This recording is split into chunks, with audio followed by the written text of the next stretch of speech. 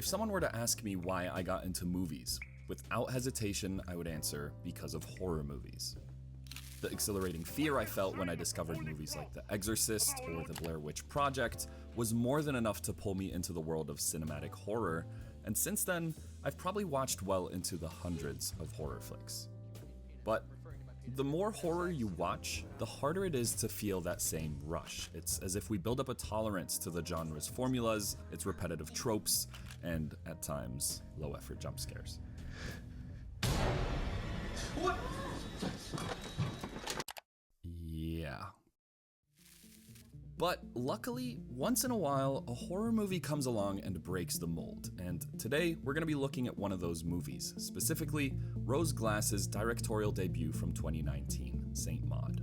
Now, aside from having fantastic cinematography, trippy sound design, and creepy good performances, Saint Maud delivers perhaps one of the greatest cinematic endings of all time. Yeah, really.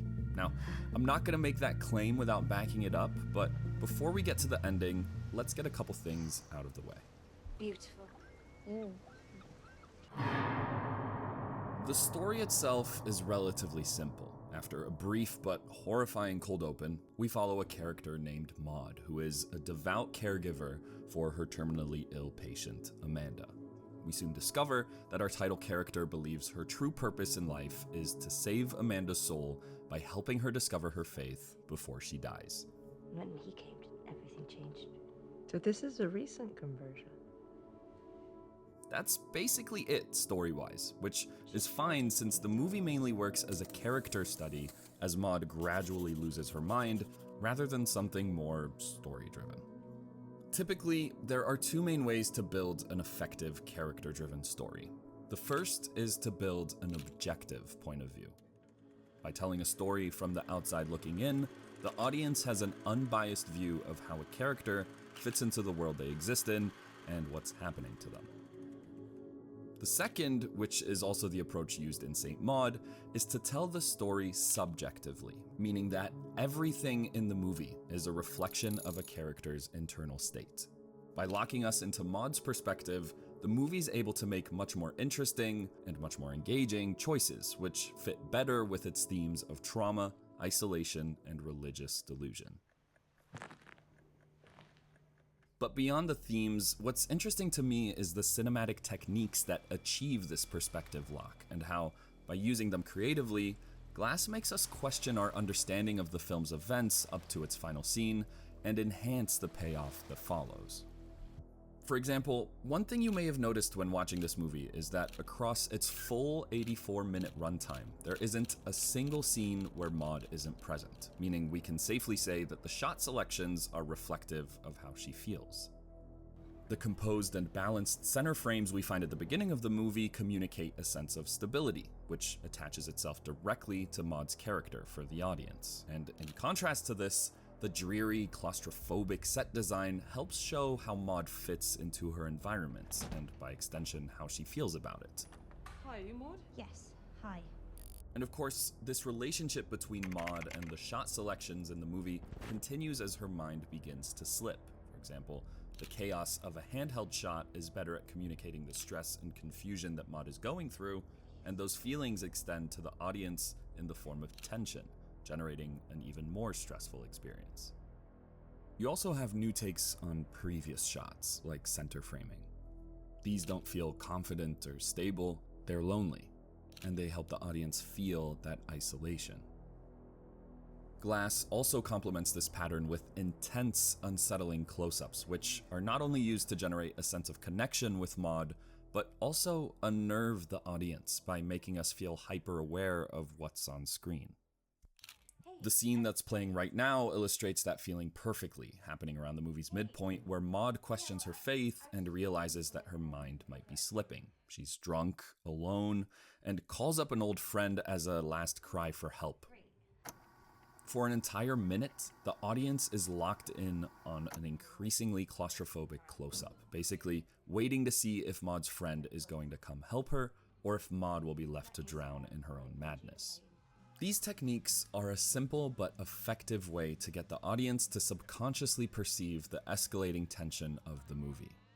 They not only immerse the audience into Maud's subjective point of view, but also contribute greatly to the thematic communication the movie's going for, making us feel isolated and paranoid. Nothing you do matters.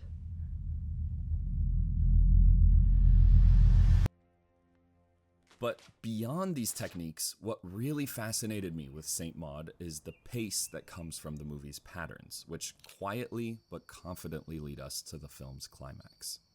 Some of these patterns are pretty obvious. For example, the overt religious imagery helps keep faith in the background of the movie at all times, almost like an omnipotent character. Others, however, are more subtle. The swirling motif, for example, becomes increasingly present and increasingly weirder as the film progresses. It's almost unnoticeable at first, since it appears so ordinarily. Focusing on water going down a drain isn't going to raise many eyebrows, but as Maud's psychosis deepens, it becomes more surrealistic. For example, cyclones in pint glasses, swirling clouds, you get the idea. In fact, almost every time Maud feels the presence of God, the motif reemerges, which thematically makes sense. It works both as a symbol to represent Maud's mental tailspin and as a visual representation of a descent into hell. But the best patterns are the ones that call back to the film's cold open. For example, the distinct wetness that's pervasive to the entire movie keeps that cold, dripping blood from the operating table at the front of our minds. The same goes for that body's frigid, inverted glare that we see time and time again in Amanda's work, or even the many appearances of the cockroach. It's as if, visually, Maud never left from that traumatic experience. It lurks in the film's shadows. And the effect of these callbacks on the audience is that they help make normal moments feel off, and scenes like these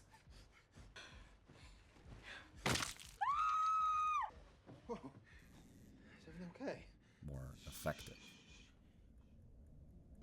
By the time we get to the film's third act, things are getting wild.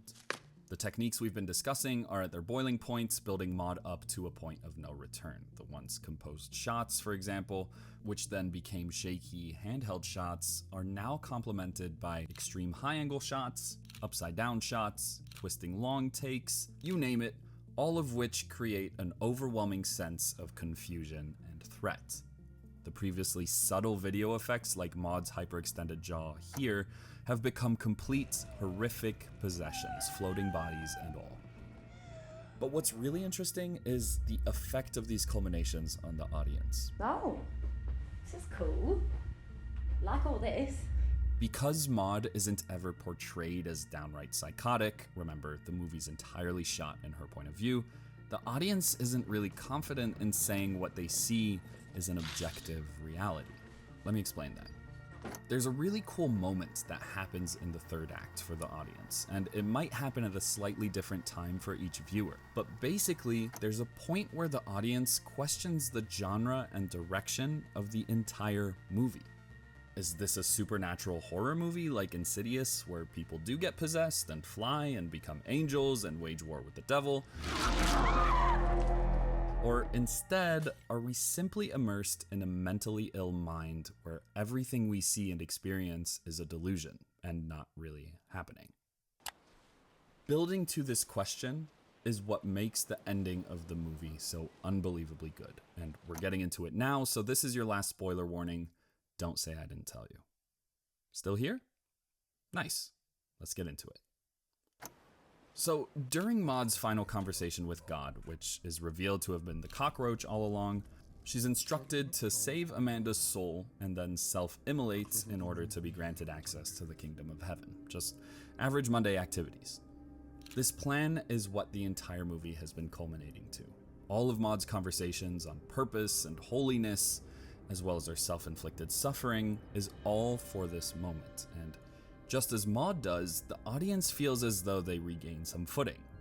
By giving Maud direction and establishing a straightforward, albeit crazy plan, we're left with two primary options for the ending of the movie. Either A, Maud will try to execute this plan and fail, or B, Maud will succeed in executing her plan, which will ultimately lead to the audience finally knowing if Maud was crazy or if she really did have an intimate connection with God. And weirdly enough, everything from that point on indicates that holy connection theory to probably be true. I'm transformed, and soon everyone will see. There's the reveal that Amanda was possessed in the home invasion scene. Then there's Maud sprouting her wings the next morning and seeing the swirling clouds. And then there's that final scene where Maud heads to the beach and pours gasoline on herself. The The crowd bows before her holiness, swirling clouds behind her as she ascends to heaven until... It's so f***ing good.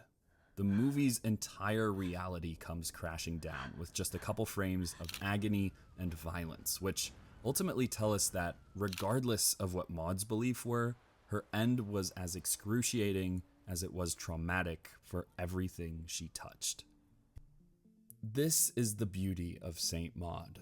There's a profound sense of existential horror that washes over the audience as the credits roll, which is brought on through Rose Glass's excellent directorial vision and the perfect execution of all its moving parts. By building an experience so deeply subjective and then ripping us out of it with such violence, something truly special happens, which I'm sure we won't get again for quite some time. And that, for me, is how you do a horror movie. Hey everyone, thanks for watching and sticking around the channel. I really appreciate it, and I see each and every one of your comments. I'm doing my best out here, so let me just leave you with a be kind to each other, and as Saint Maud so well puts it, be kind to yourself as well. That's it from me. I'm out. Heart pulsing.